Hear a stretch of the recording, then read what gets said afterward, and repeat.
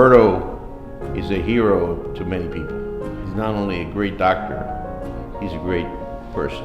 One time he was one of the top brain surgeons in the world.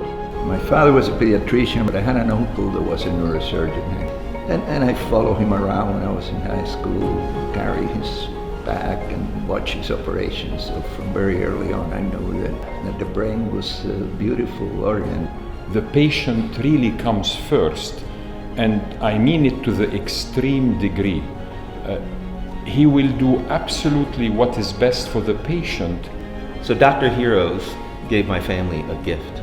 My dad was diagnosed with glioblastoma, something that takes your loved one away in months. And because of the treatment and care that we got from Dr. Heroes and from his wife, Dr. Deborah Heroes, we got 3 years with him. And we got to say goodbye to our dad, and he got to say goodbye to his family and friends because of the time we got. Well, the favorite anecdote which is worth making into a movie is really when he was at the Bay of Pigs at age 19. For us Cubans, the day that the world changed is when Fidel Castro came into power. And so my father got me out of the country. And then from exile I heard that the CIA was recruiting Cubans to train and then go back and invade Cuba. And I came and trained as a paratrooper, and I'm sure you've heard the fact that we lost. Just to imagine this man rebelling against the forces that changed his land, and just the way he spent 20 months in prison. And when he came out of prison in Cuba and came back here, the first thing he did was wanted to go to medical school. Then I went to Memphis, Tennessee. I did study hard. I graduated first in my class. I volunteered to go in the Air Force. And after the Air Force, I trained for 5 years in neurosurgery at the Mass General. And then I went to Pittsburgh for 3 years and was called back to go back to the Mass General as chief of cerebrovascular surgery. So I was able to move through the ranks and become a professor at Harvard Medical School. And then I was offered this job in Minnesota until I decided that it was time for me to come, not home, but as close to home as possible here in Miami. He's a remarkable individual as a neurosurgeon and as a human being. I was his resident to begin with, back when he was a chairman in Minnesota.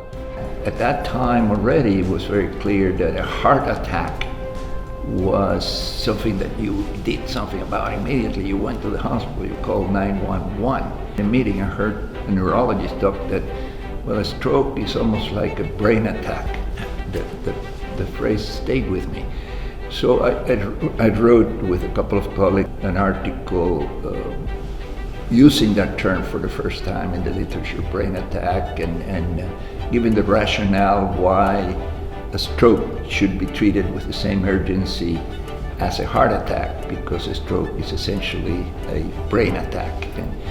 And then I was asked to develop a brain attack task force at the NIH to fund a number of stroke centers around the country. The NIH funding increased significantly for stroke, so I think it was a very rewarding endeavor at that time, and still today is of course very relevant.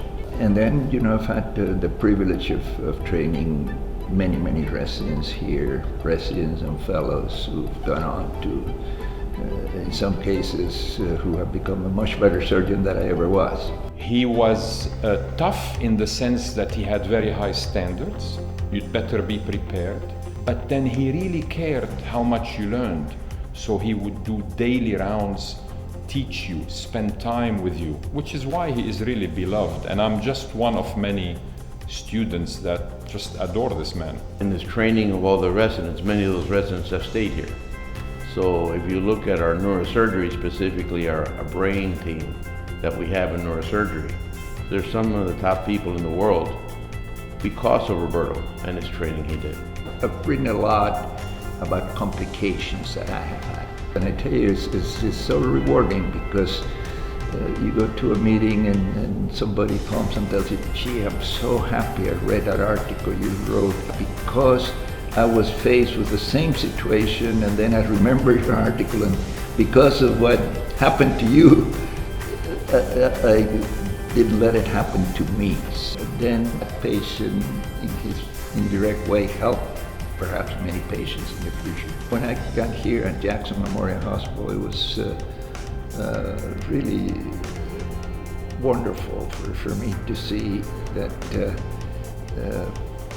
I had a number of patients from South America would come, millionaires, and they'll be in a room, and next door, same room, same nurses, same food, was somebody who lived under the bridge here in the corner. I love the mission of Jackson, and again, the fact that we take care of everybody regardless of who they are, with the same level of care. It's very special. He is, like many of us Cuban Americans, very proud of Miami. And even though he was in Cambridge for a while and Minnesota for a while, Miami's his home. And he wants to give back to this community. He gives in so many different ways. I am very proud, and I know he is very proud, just to be recognized in his later career now as a hero. Matches his name beautifully. Medicine or surgery is a profession. It's not a job. Your success is not measured by financial rewards. The rewards are of a different kind. There is no reward like having a patient do well because of what you do for them. But neurosurgery is extraordinary. It's been a fantastic career.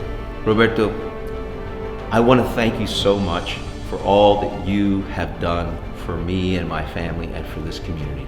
You know that you are my hero, and every award that can be coming your way, I would be celebrating. So congratulations. Roberto, congratulations. You more than have earned this award, like you've earned all your other awards. And I just hope you're going to have a lot more years here with us to continue to help everybody in Miami. Thank you for everything you do.